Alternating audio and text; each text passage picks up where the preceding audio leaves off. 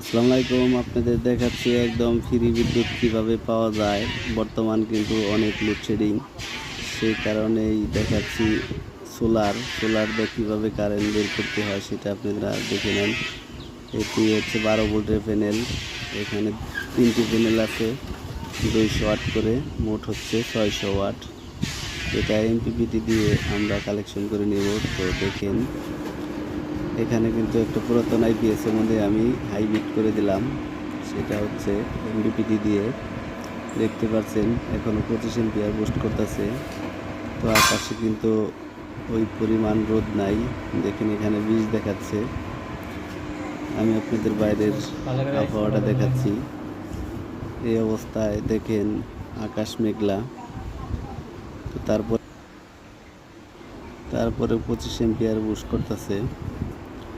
তো যারা এই ধরনের সোলার লাগাতে চান তারা আমাদের সাথে যোগাযোগ করবেন।